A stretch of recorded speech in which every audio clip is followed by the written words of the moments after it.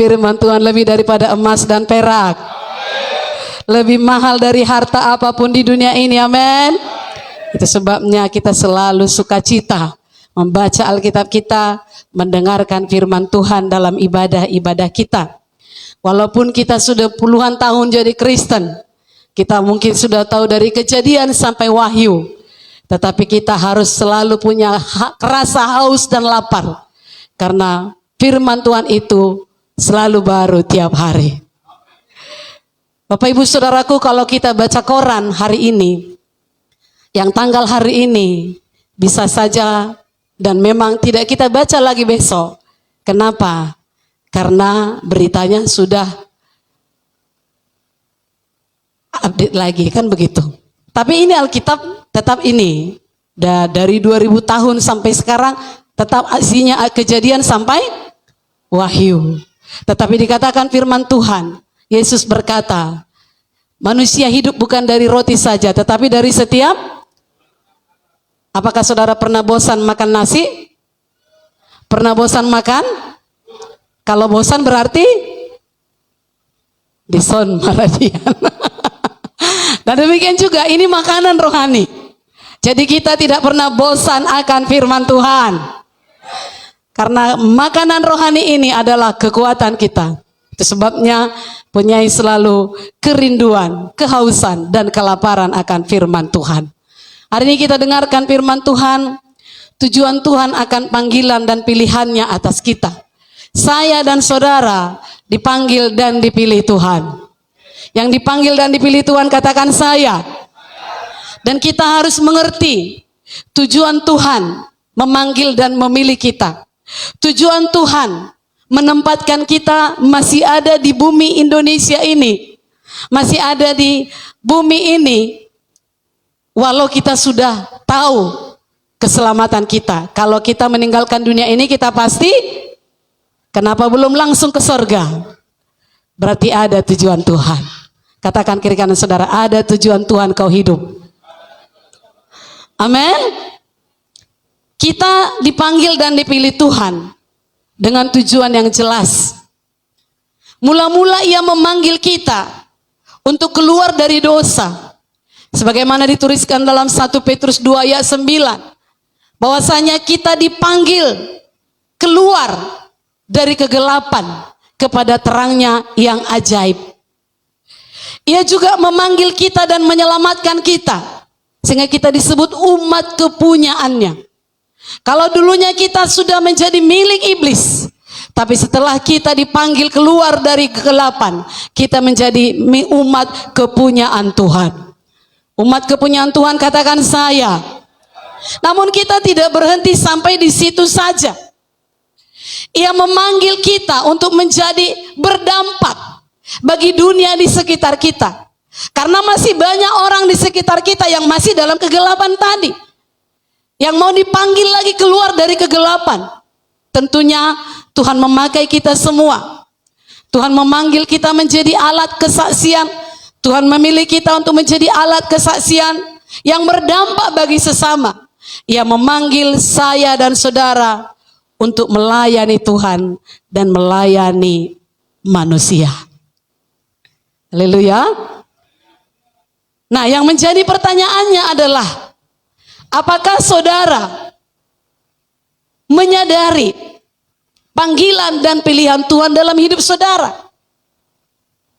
Mungkin Tuhan sudah berkali-kali memanggil, berkali-kali memilih saudara dengan berbagai cara. Tuhan memanggil kita melalui peristiwa-peristiwa yang terjadi. Tuhan sedang berkata, hei anakku, melalui kejadiankah? Melalui peristiwakah? Melalui apa yang kita lewati, jalani dalam hidup ini. Tetapi sering sekali umat Tuhan pura-pura nggak dengar, pura-pura nggak tahu, masih mengeraskan hati. Dia merasa sudah enjoy hanya sekedar orang Kristen. Tetapi lebih dari itu, Tuhan mau saya dan saudara berdampak di dunia ini. Haleluya. Kata Firman Tuhan berkata, banyak yang dipanggil tapi sedikit yang dipilih. Bukan berarti perkataan ini bahwasanya Tuhan itu tidak adil. Tetapi ada banyak orang yang memilih untuk tidak dipilih. Ngerti nggak kalimat ini? Memilih untuk tidak dipilih. Nanti kita lihat apa itu memilih untuk tidak dipilih. Nah saudaraku, agar hidup kita berdampak, memang kita harus berani meninggalkan cara-cara hidup duniawi. Berani tidak berkompromi dengan hal-hal yang duniawi. Walau kita masih bekerja di dunia, walau kita masih ke pasar jualan, walau kita masih ngajar di sekolah, walau kita masih jadi karyawan di perusahaan, atau walau kita masih memimpin perusahaan dan di situ banyak orang-orang yang masih dalam kegelapan, tetapi berani kita tidak berkompromi dengan hal-hal duniawi, dan dimanapun kita berada, di bidang manapun kita ditempatkan Tuhan, kita bersedia mengikuti cara Tuhan sepenuhnya. Itulah orang yang berdampak. Amin. Nah, mari kita baca tujuan hidup orang-orang pilihan Tuhan. Yang dipilih Tuhan katakan saya. Kita baca 2 Petrus 1 ayat 3 sampai 11. Saya baca ayat 3, Bapak Ibu ayat 4, dan kita bergantian. Karena kuasa ilahinya telah menganugerahkan kepada kita segala sesuatu yang berguna untuk hidup yang saleh oleh pengenalan kita akan Dia yang telah memanggil kita oleh kuasanya yang mulia dan ajaib.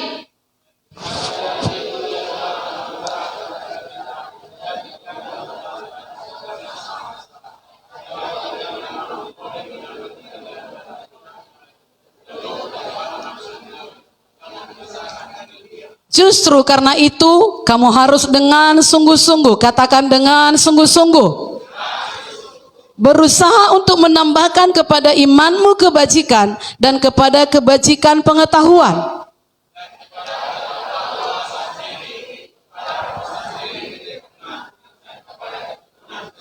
dan kepada kesalehan kasih akan saudara-saudara, dan kepada kasih akan saudara-saudara kasih akan semua orang.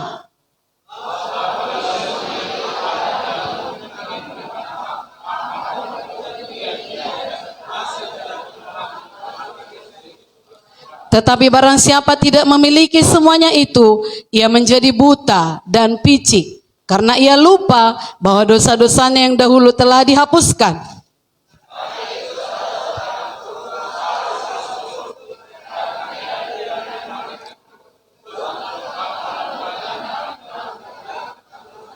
Dengan demikian kepada kamu, sama-sama 11, 1, 2, 3. Dengan demikian kepada kamu akan dikaruniakan hak penuh untuk memasuki kerajaan kekal, yaitu kerajaan Tuhan dan Juru Selamat kita, Yesus Kristus. Inilah tujuan akhir kita, amin. Semua yang di dunia ini akan tinggal, tetapi yang terutama yang kita pikirkan adalah kelak kita memiliki hak penuh memasuki kerajaan sorga. Haleluya. Ku mau di sana. Itunya lagu kita tadi. Ke sana tujuannya kan? Semalam Bapak Gembala mengajari muda-mudi. Di dunia ini berapa tahun? Mazmur 90 berkata 70, kalau kuat 8, kalau super kuat setelah air bah, Tuhan bilang umur manusia 120 tahun. Itulah paling kuat. Tetapi yang pasti, ku mau di sana pada akhirnya. Tapi biarlah kita umur panjang untuk berdampak bagi dunia ini. Yang mau umur panjang katakan saya. Katakan kiri kanan saudara, jadilah berdampak, jadilah berdampak, jadilah berdampak. Jadilah berkat, jadilah berkat. Amin. Nah, kita melihat dari perikop yang kita baca bahwa tujuan hidup orang-orang pilihan Tuhan yang pertama adalah ayat 3 tadi dikatakan hidup saleh. Hidup saleh itu kudus artinya. terpisah dari sistem dunia yang saya katakan di awal tadi. Terpisah dari hawa nafsu kedagingan. Dan terpisah dari cara-cara iblis. Kita banyak melihat keadaan di dunia ini, cara-cara iblis yang ingin menarik umat Tuhan dari keselamatannya. Itu sebabnya lagu kita tadi, ku berjuang. Bukan berarti sekali selamat menjadi selamat pada akhirnya. Kalau tidak berjuang untuk menolak semua cara-cara dunia, kita bisa tidak selamat. Saudaraku, jika kita belum mau memisahkan diri dari sistem dunia, dari hawa nafsu, keinginan, kedagingan, dan cara-cara iblis, itulah yang disebut memilih untuk tidak dipilih. Katakan kiri kanan saudara, jangan memilih untuk tidak dipilih. Amin. Bukan Tuhan tidak adil.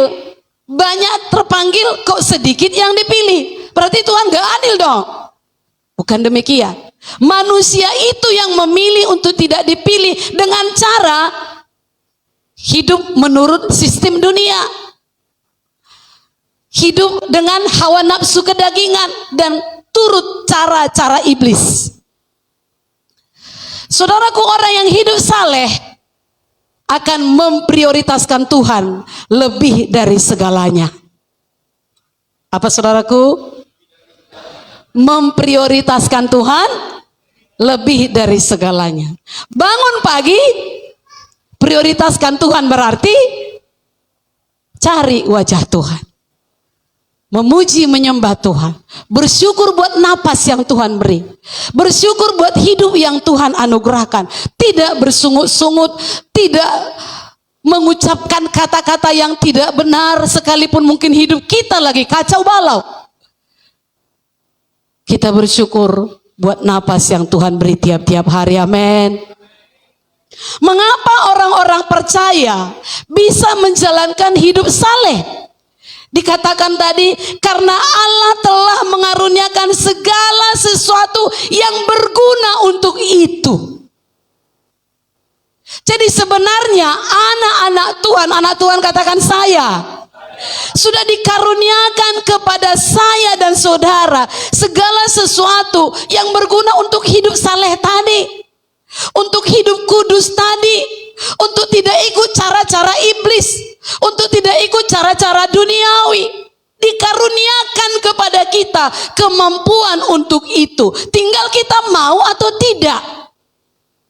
Dan kemudian ini adalah kekayaan rohani yang luar biasa. Mungkin kita nggak banyak uang, mungkin kita nggak ada deposito di bank, tetapi ini kekayaan rohani yang luar biasa, yakni dikaruniakan Tuhan kepada kita segala sesuatu yang berguna untuk hidup saleh, karena hanya orang kuduslah yang kelak di sana. Haleluya. Karena Allah telah menganugerahkan janji-janji yang berharga dan sangat besar untuk hidup kudus, untuk hidup saleh. Jadi kepada kita dianugerahkan janji. Kamu bisa, nakku. Mungkin kita terjatuh sekali. Kamu bisa, nakku. Haleluya. Allah bukan saja memberikan segala sesuatu yang berguna, tetapi kita dihiasi, kita dilengkapi dengan janji-janji yang berharga dan sangat besar. Ini berarti, saudaraku, Tuhan kita itu menunjukkan keseriusannya. Katakan kiri kanan saudara, Tuhan itu serius loh. Haleluya. Ini menunjukkan bahwa Tuhan sangat serius dan sungguh-sungguh peduli pada saudara. Peduli pada pertumbuhan rohani anak-anaknya.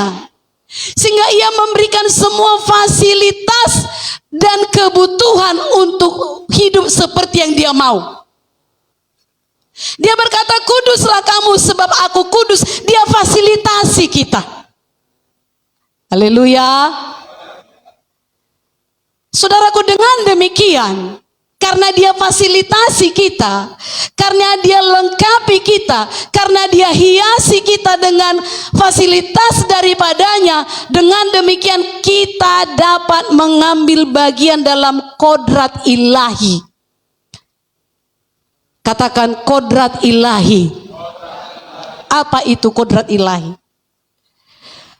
Ambil bagian dalam kodrat ilahi artinya ada impartasi, ada penanaman sifat-sifat ilahi ke dalam diri kita, sehingga kita bisa hidup seperti yang Tuhan mau.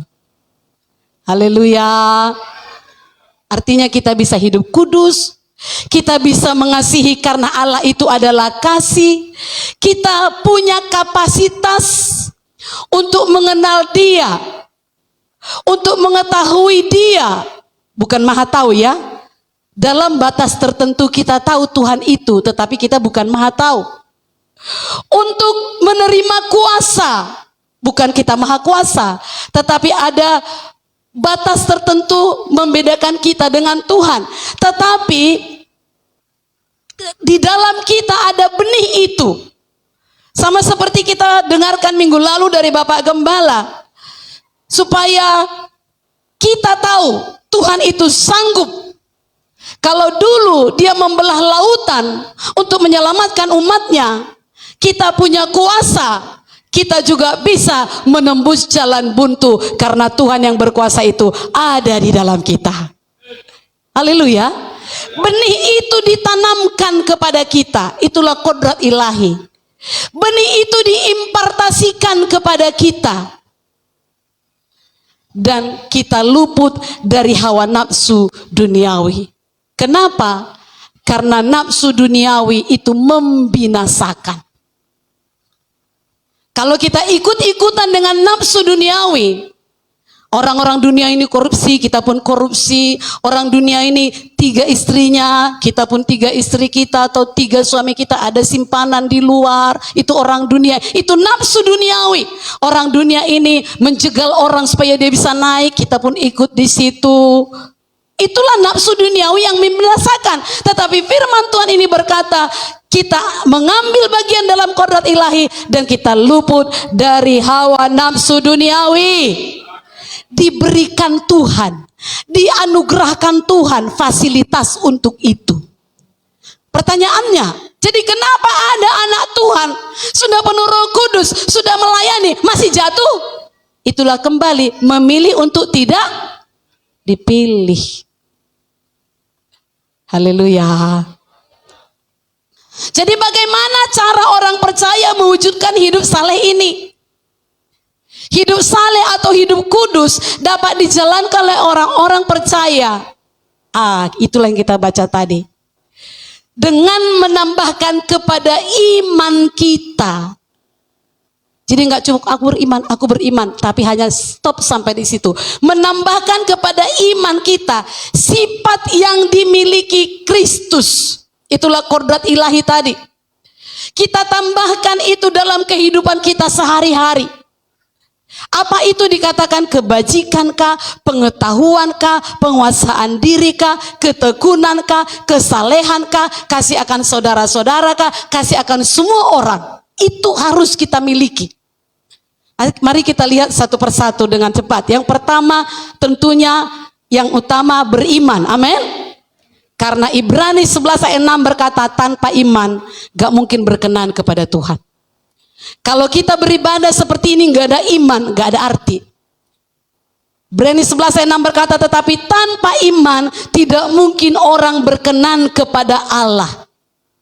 Sebab barang siapa berpaling kepada Allah, ia harus percaya. Katakan harus percaya. Ia harus percaya bahwa Allah ada dan bahwa Allah memberi upah kepada orang yang sungguh-sungguh mencari Dia. Jadi kalau saudara beribadah harus percaya Tuhan hadir di sini. Ketika Alkitab berbicara tentang iman, itu mengacu pada pemahaman atau kepercayaan bahwa Tuhan itu ada. Dan kalau Tuhan ada, di sana pasti ada jalan. Haleluya. Ia setia pada firman-Nya. Dan Dia memberikan harapan kepada kita bahwa kalau kita sungguh-sungguh mencari Dia, Dia akan memberi upah. Haleluya. Gak sia-sia ibadah kita kalau kita sungguh-sungguh percaya. Amin. Tetapi setiap iman ada latihannya. Katakan kiri kanan saudara, setiap iman ada latihannya. Apa latihannya yuk? Satu-satunya cara untuk melatih iman adalah hadapi tantangan. Apa saudaraku? Hadapi persoalan. Kalau tidak ada masalah, nggak perlu iman. Semua mah beres.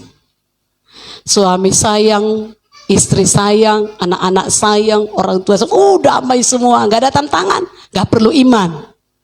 Tapi saat suami nggak mengasihi, istri nggak mengasihi, anak-anak berontak, ekonomi murat-marit, di situ perlu iman.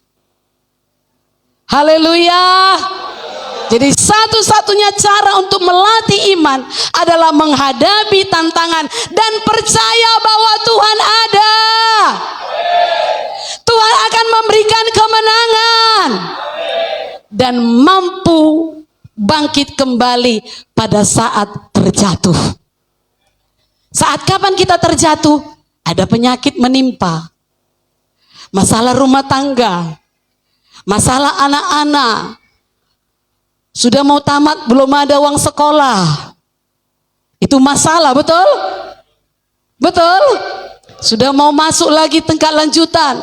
Dari SD mau SMP, SMP mau SMA, SMA mau kuliah, uang menipis, gak ada tabungan, gak ada stok. Di situ perlu latihan iman. Haleluya. Dan kalau terjatuh mampu bangkit kembali.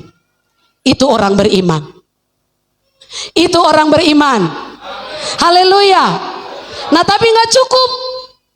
Untuk menyempurnakan iman itu dikatakan tadi, tambahkan sifat Kristus. Yang pertama, kebajikan. Apa saudaraku? Ini adalah karakter moral. Kebajikan itu artinya perbuatan baik atau kebaikan yang harus kita lakukan melengkapi iman kita. Karena di mata Tuhan, iman tanpa perbuatan adalah mati. Berimannya aku Tuhan, berimannya aku Tuhan, tapi nggak berdoa, nggak bertekun, nggak kerja sungguh-sungguh, mati. Harus ditambahkan kebajikan, amin. Ditambahkan lagi dikatakan pengetahuan, terutama pengetahuan apa? Memiliki pengetahuan yang benar tentang Tuhan. Perhatikan ya. Saya sering mengatakan perhatikan ya, supaya fokus saudara. Haleluya.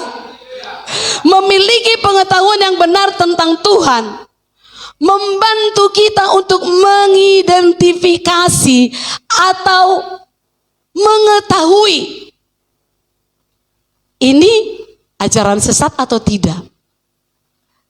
Sehingga kalau kita tahu firman, kita tahu kehendak Tuhan, kita bisa menolak ajaran palsu atau pengajaran sesat.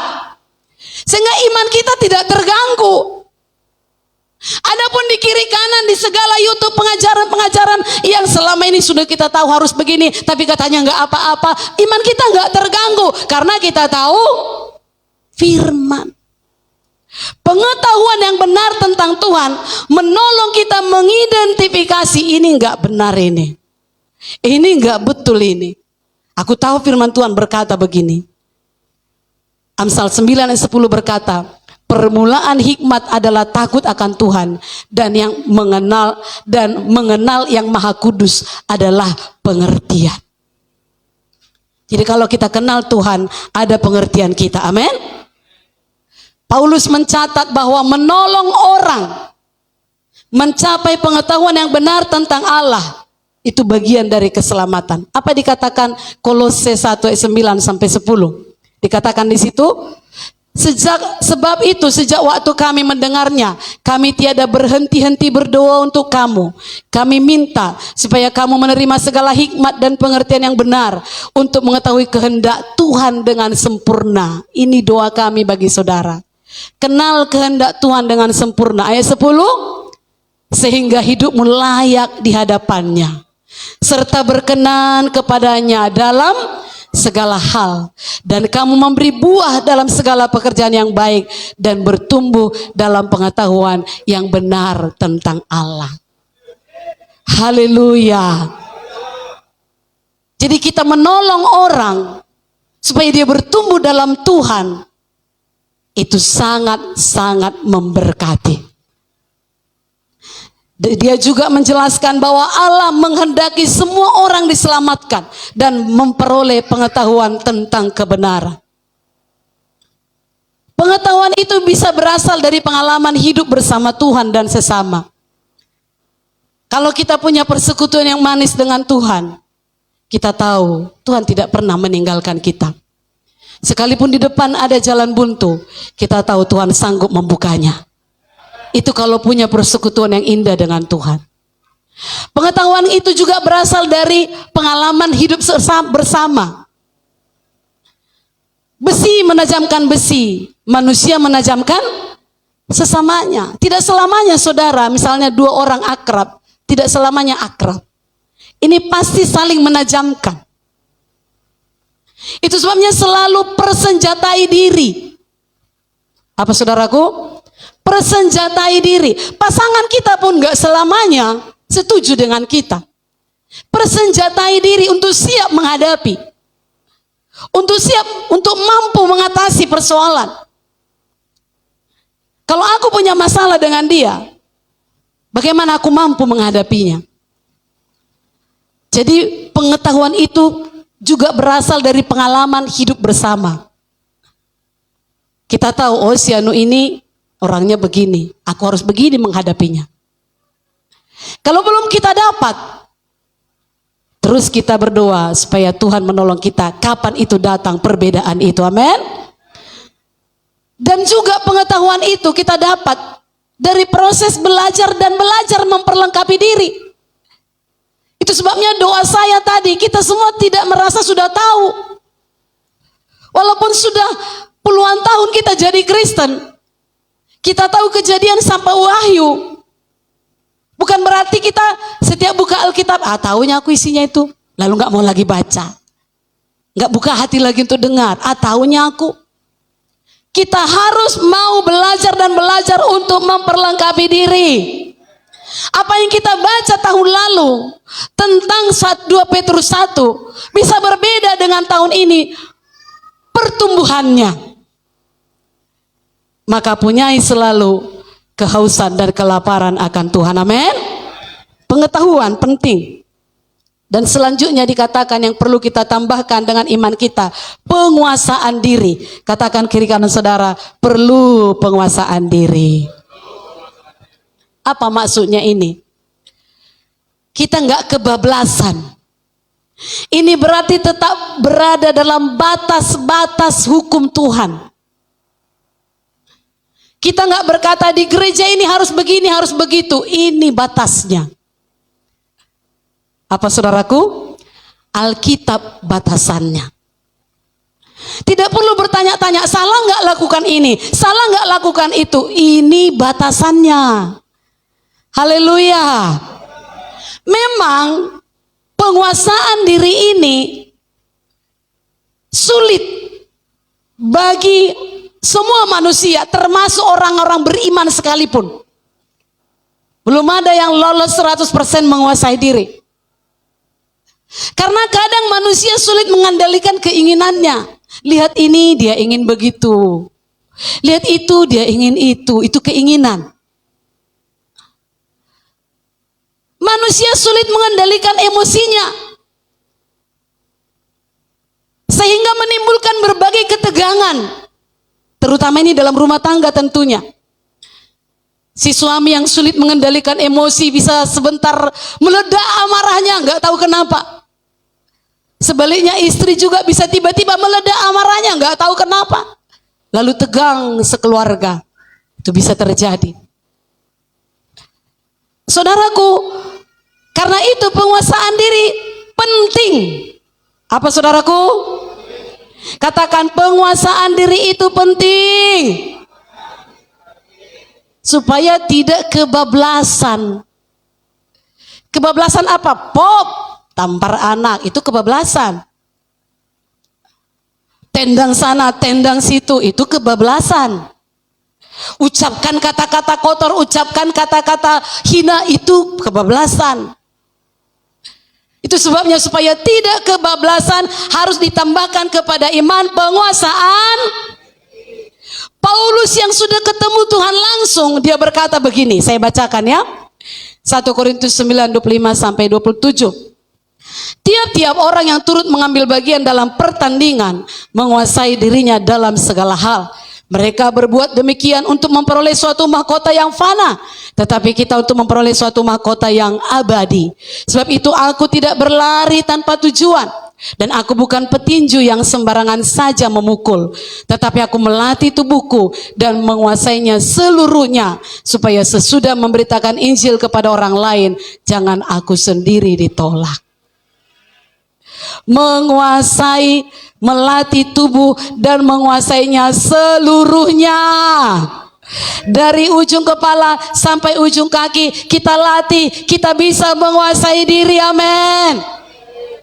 Supaya jangan nanti dikatakan orang, dia itu dia itu orang bergereja, dia itu karismatik, oh dia itu sangat luar biasa, tetapi di sorga kita ditolak, nggak ada guna.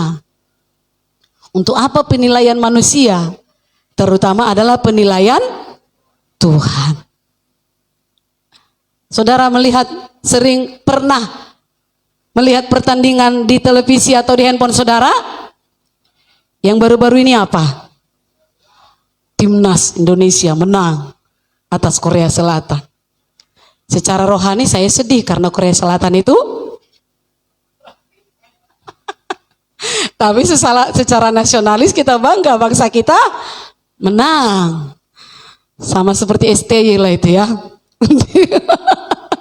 Gimana ini, bangsaku kalah, tapi timku menang, nggak tahu mau bagaimana. Begitu kira-kira. Tapi saudara tahu orang-orang itu supaya bisa menang pertandingan, dia harus bisa menguasai. Nggak sembarangan dia makan es krim sana sini, makan bakso sana sini, enggak. Dilatih itu, latihannya itu kuat. Saya melihat karena anak saya suka bola, saya pun jadi ikut-ikutan suka bola, kan begitu. Kenapa orang ini bisa berhasil? Kenapa dia bisa? Latihannya kuat. Ya, disiksa tubuhnya itu, dikatakan di sini itu memperoleh mahkota fana. Tapi kita untuk memperoleh mahkota abadi, latih diri kita. Dikatakan Paulus, tubuh kuasai, mata dikuasai, jangan semua kebablasan lihat sana sini. Mulut kuasai, jangan semua diucapkan negatif, kata binatang, kata kotor diucapkan semua di rumah, kepada anak, kepada sesama. Latih, tangan dilatih untuk bisa bekerja dengan baik, bukan untuk menampar istri atau mencubit anak. Kaki dilatih bukan untuk menendang sesama kita, menendang istri atau anak, tetapi berjalan, bekerja, berjalan, cari jiwa untuk dibawa ke sorga. Amin. Haleluya. Pikiran dilatih seperti Filipi 4 ayat 8. Yang benar, yang mulia, yang suci, yang adil, yang sedap didengar, itu aja yang dipikirin. Hati dilatih untuk bisa mengampuni orang sekalipun sakit. Perasaan dilatih enggak terlalu baper dengan semua keadaan, dilihat akunya yang diceritanya itulah kan baper selalu. Katakan kiri kanan saudara, latih dirimu, kuasai dirimu seluruhnya. Kan itu kata Paulus, seluruhnya, jangan baper bilang. Haleluya. Jadi penguasaan diri perlu ditambahkan kepada iman. Kalau belum ada jawaban iman, kalau belum ada jawaban doa, kuasai diri, nggak marah sama Tuhan. Ah, udahlah Tuhan, capek aku berdoa, udah berbu ini Tuhan, udah biru ini Tuhan, tapi kok belum ada jawaban. Sudah beriman banget aku Tuhan, tapi kok belum dapat jawaban. Kuasai diri. Aku tahu waktu Tuhan pasti yang terbaik. Stabilkan emosi saudara. Stabilkan tensi saudara. Haleluya. Jangan meledak-ledak. Kalau meledak-ledak tensi bisa naik, semua penyakit bisa datang. Stabilkan tensi. Kalau asam urat agak tinggi, stabilkan. Haleluya. Kuasai, kata seorang hamba Tuhan, jamu. Apa itu? Apa itu jamu? Jaga mulut. Kalau enggak jaga mulut, bisa kebablasan. Samanya itu. Hanya 2 tahunnya bedanya, jaga mulut dengan tidak. Kalau bisa 2 tahun berjuang lagi untuk mahkota abadi, ya kerjakanlah, amin. Haleluya. Nah, kuasai diri. Belum ada jawaban doa, kuasai diri. Tenang. Tuhan pasti buka jalan. Tuhan pasti buka jalan. Masih ada jalan. Percaya mujizat masih ada. Tuhan yang dulu sanggup membelah lautan, itu Tuhan yang sama yang kita sembah saat ini, yang kita layani saat ini. Haleluya. Kemudian disuruh kita tambahkan lagi ketekunan. Ketekunan ini berarti sabar. Sabar, katakan. Sabar bertahan dalam menghadapi cobaan atau kesulitan. Beberapa orang menyerah ketika keadaan menjadi sulit, atau menyerah, dia merasa orang Kristen ini banyak kali tuntutannya, banyak kali beban sebagai orang Kristen, harus mengampunilah, harus ini, harus itulah, merasa banyak beban lalu menyerah. Ya sudahlah, stop. Orang Kristen sejati yang matang secara rohani tidak pernah menyerah. Apa saudaraku? Tidak pernah menyerah. Yakobus menuliskan tentang perlunya kita memiliki kesabaran dalam menghadapi pencobaan. Banyak orang pintar tapi kurang tekun, maka gagal. Banyak orang pada awalnya hebat tapi nggak tekun, jadinya gagal. Kenapa bisa bertekun? Karena kita didasari oleh motivasi yang kuat. Ada prinsip yang mantap dalam diri kita. Akan punya visi yang jelas. Kenapa kita ikut Tuhan? Kenapa kita melayani? Kita lakukan itu dengan tekun karena kita tahu motivasinya adalah kelak aku di sana, upahku besar. Dan bukan hanya di sana, janji Tuhan juga di sini aku pun diberkati. Haleluya. Jadi tambahkan ketekunan.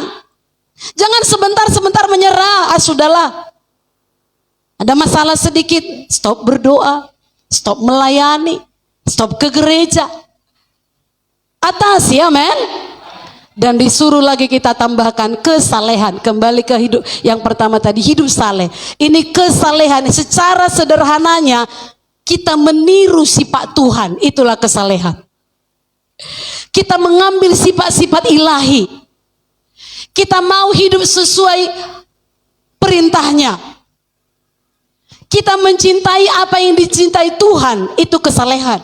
Kita membenci apa yang dibenci Tuhan. Apa yang dibenci Tuhan?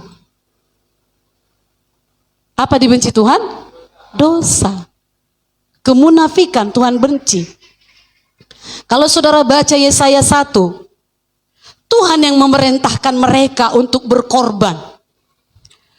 Berkorban yang banyak, yang baik, yang bagus. Jangan yang cacat, itu perintah Tuhan di imamat. Tetapi di kitab Yesaya 1 itu kita baca, jangan bawa jijik aku. Jangan lagi datang menghadap aku. Jijik aku melihat korbanmu. Jijik aku kalau kau angkat tangan, dipalingkan Tuhan mukanya. Kenapa? Karena mereka gak melakukan perintah Tuhan. Ibadah mereka hanya sebatas luaran. Dan Tuhan maha tahu. Tuhan tahu mereka bawa korban itu untuk apa? Supaya dilihat orang hebat. Mereka pakai jubah, jalan di sana sini dan merasa imam supaya dilihat orang hebat. Tuhan tahu semua. Maka Tuhan bilang, benci aku benci, jijik aku, jangan lagi menghadap aku. Baca nanti Yesaya 1 ayat 10 sampai 16. Baca di rumah, jangan baca di sini, amin. Haleluya. Nah, saudaraku, kesalehan ini, kita mencintai apa yang dicintai Tuhan, kita membenci apa yang dibenci Tuhan. Memang kita hidup di lingkungan dunia yang penuh dosa, tapi kita yang mau hidup saleh tidak jatuh dalam dosa sekeliling kita. Sekalipun pasanganmu berdosa, jangan engkau ikut-ikutan berdosa. Karena ke surga itu pribadi. Memang kita harus menegur orang berdosa. Tapi kalau ditegur dia tidak mau, Yehezkiel 3 berkata, kerjamu habis selesai, bagianmu sudah kau lakukan. Tarik orang dari api, iya, bagian kita menarik orang dari api. Tapi kalau dia memilih seperti istri Lot, apa mau dikata? Haleluya. Orang-orang yang memiliki kesalehan itu hidupnya tulus. Menjauhkan diri dari sikap munafik. Saya katakan tadi, Tuhan sangat benci kemunafikan. Tuhan sangat benci hanya luaran. Biarlah kita di dalam dan di luar sama. Haleluya. Jangan mudah tergoda melakukan dosa. Jangan mudah tergoda untuk kompromi. Kalau tahu itu salah, katakan salah. Ya di atas ya, tidak di atas. Jangan di tengah-tengah. Demi dia, supaya jangan renggang persahabatan, ku ikutilah apa maunya. No. Kalau itu enggak sesuai firman, tegas berkata tidak. Itu hidup saleh, amin. Dan kemudian disuruh tambahkan lagi kasih akan saudara-saudara. Kata Yunani ini dikatakan Philadelphia, artinya kasih persaudaraan. Kalau Phileo kasih persahabatan, beda. Ini kasih di mana orang Kristen saling menghargai satu sama lain sebagai saudara. Apa dikatakan Yesus? Di dalam Markus 3:35 dikatakan di sini, karena barang siapa melakukan kehendak Allah, ia adalah saudaraku dan saudara perempuan dan ibuku. Siapakah saudara Tuhan Yesus? Yang melakukan kehendak Allah. Itu sebabnya orang Kristen satu sama lain disebut sebagai kau saudaraku, betul? Coba katakan di kiri kanan saudara, kaulah saudaraku. Pinjam dulu 100.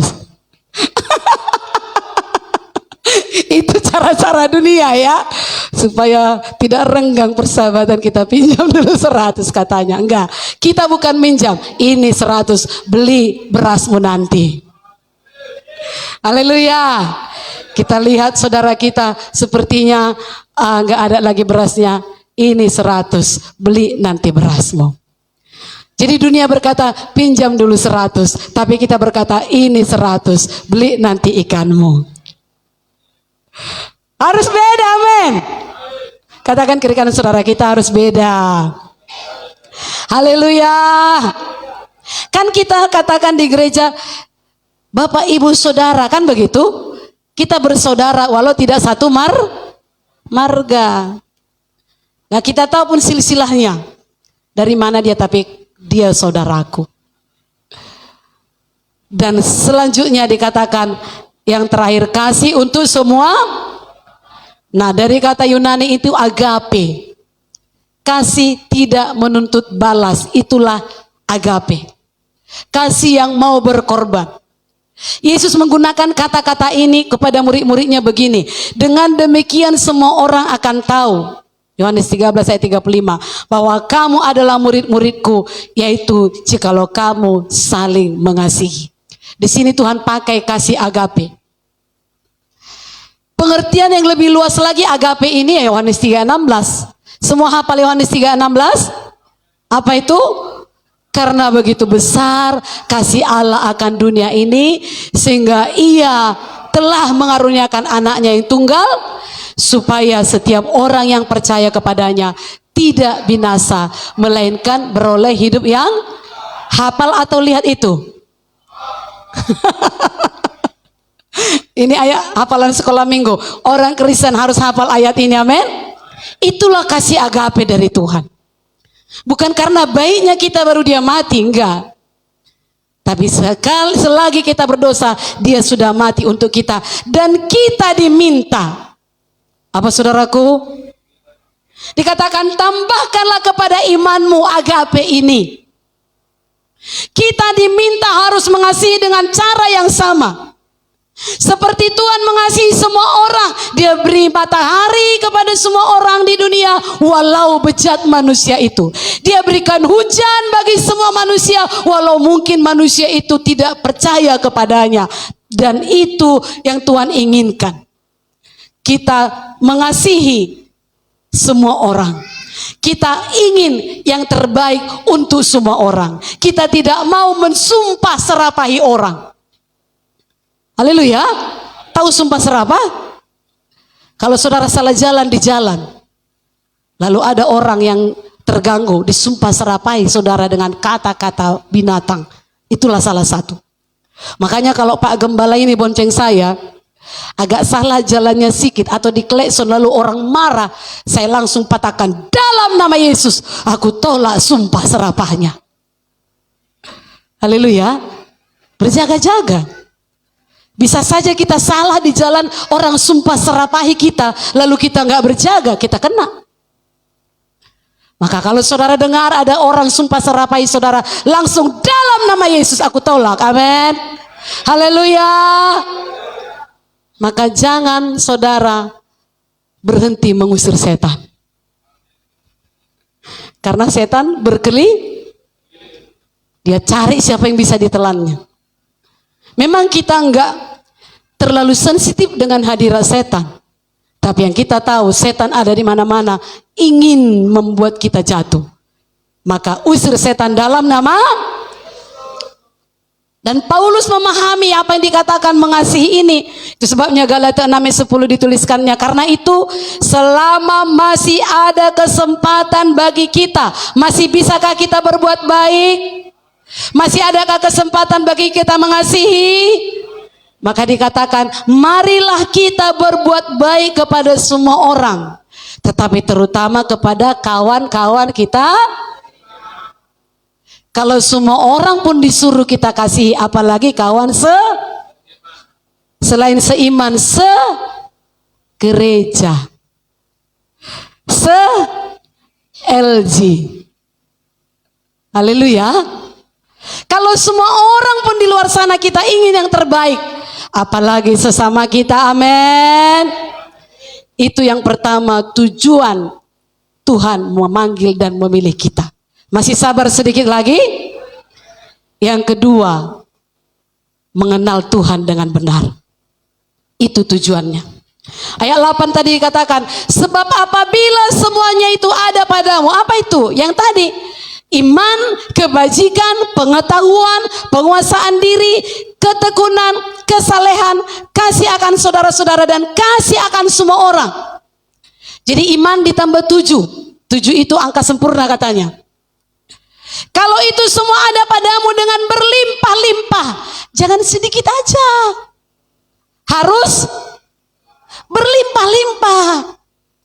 Limpah kasih, limpah kebajikannya, limpah pengetahuannya, limpah penguasaan dirinya, limpah ketekunannya, limpah kesalehannya, limpah kasihnya. Maka kamu akan dibuatnya menjadi giat dan berhasil. Yang mau berhasil katakan saya.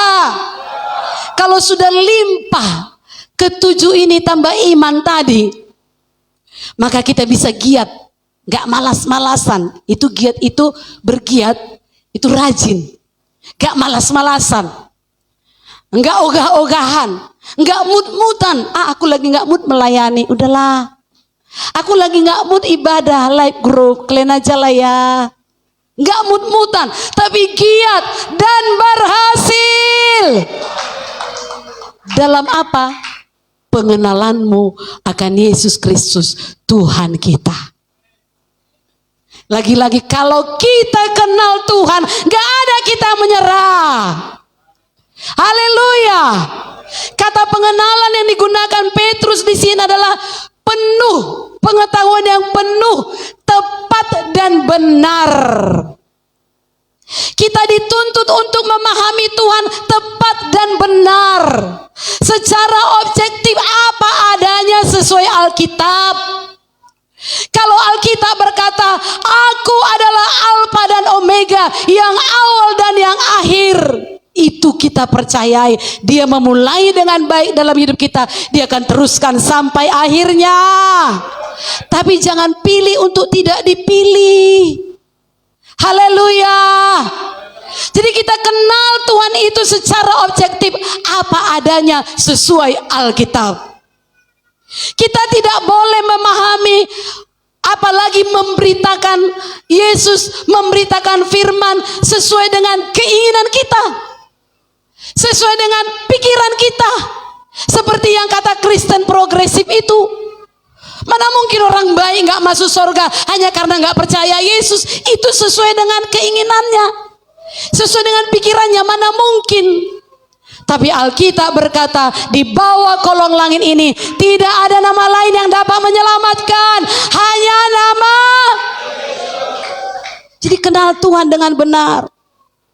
Itu secara objektifnya. Secara subjektifnya, artinya secara pribadi, kita harus punya hubungan langsung dengan Tuhan. Ini berarti meliputi doa. Jangan pernah berlalu hari tanpa berdoa. Ini berarti kita baca Alkitab. Jangan pernah berlalu hari tanpa baca Alkitab. Haleluya. Dan ini juga berarti kita merenungkan firman, dan kita patuh pada pimpinan Roh Kudus. Haleluya. Saudaraku, semua orang percaya katakan saya. Perhatikan ke sini. Semua orang percaya seharusnya bisa mencapai pengetahuan yang benar tentang Yesus dan memperoleh kedewasaan penuh sesuai dengan kepenuhan Kristus. Itu kata Efesus 4 ayat 13 sampai 15. Jadi kalau saudara nggak kenal Tuhan itu dengan benar, saudara yang memilih untuk tidak kenal. Sebenarnya bisa. Katakan kiri kanan saudara, sebenarnya bisa kita kenal dengan benar. Amin. Semakin lama kita hidup sebagai umat Tuhan, seharusnya hidup kita semakin sesuai dengan apa yang Tuhan kehendaki. Jangan makin lama makin bobrok dong. Jangan makin lama makin jauh dong dari hadirat Tuhan. Makin lama makin bodoh rohani. Jangan. Katakan kiri kanan saudara, mari makin lama makin mengerti kehendak Tuhan. Bisakah makin bodoh?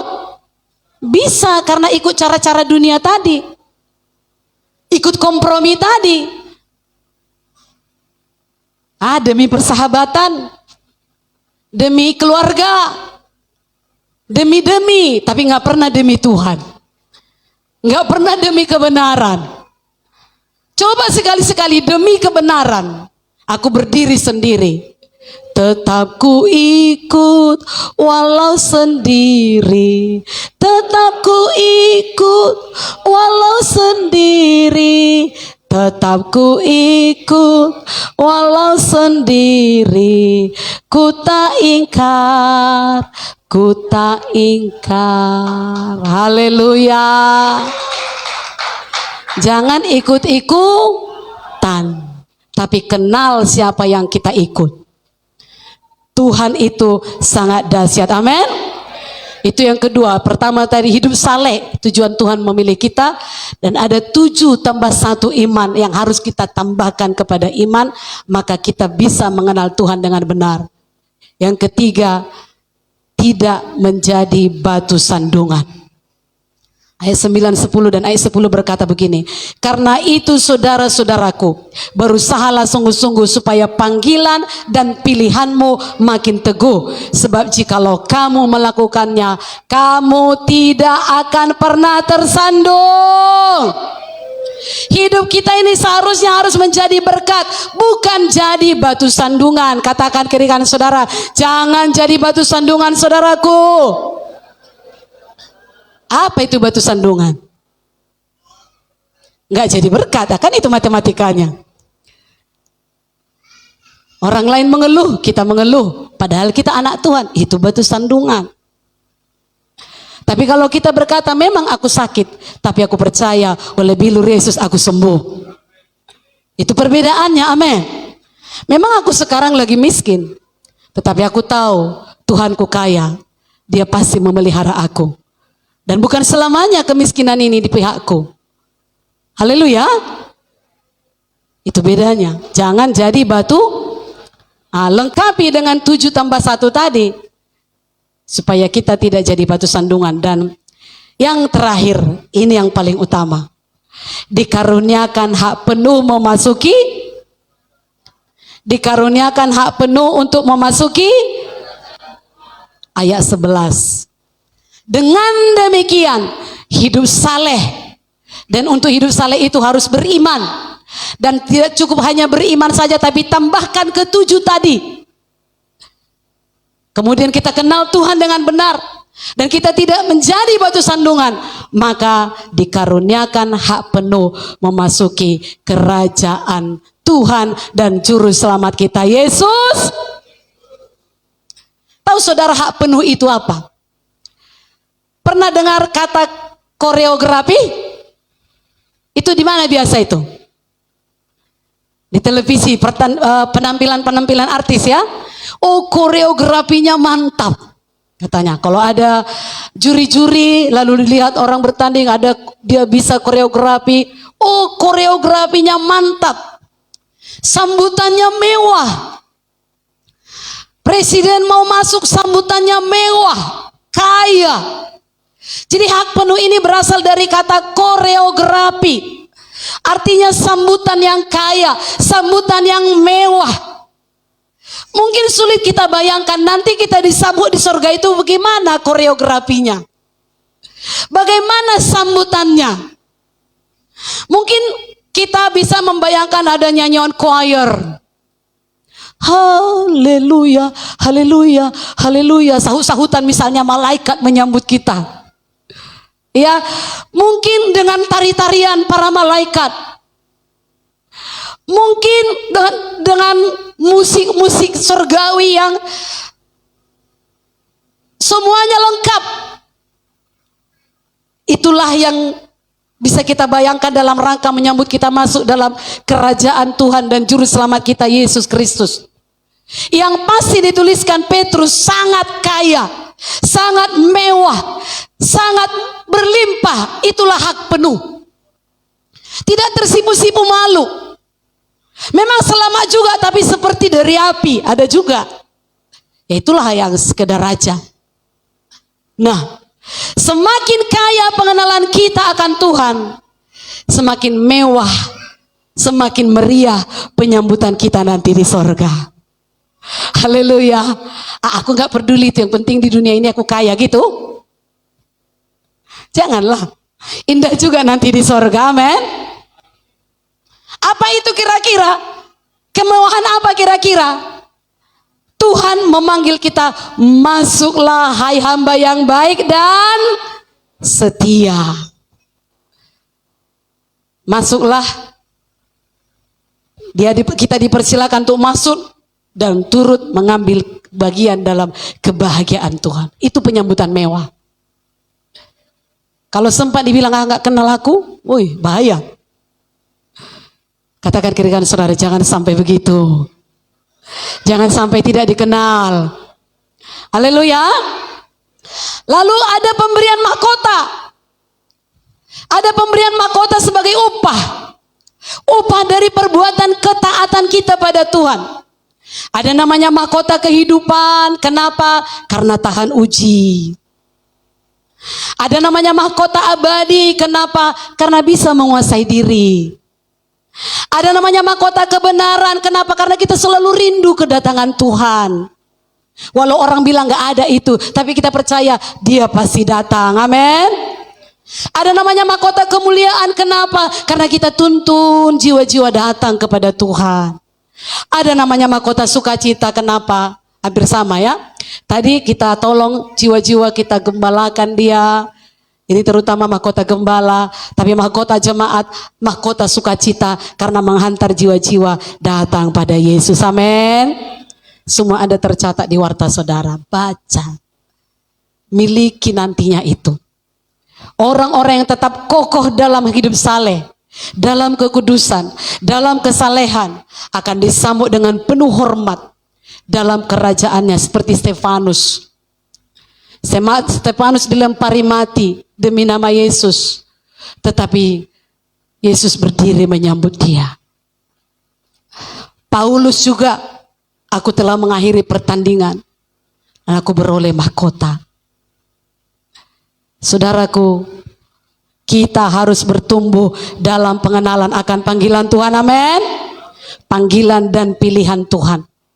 Sekalipun di tengah maraknya sekarang ini cobaan, maraknya godaan, maraknya penyesat, maraknya pengejek, nggak akan datang itu. Yesus dari dulunya dibilang itu mau datang, itu pengejek.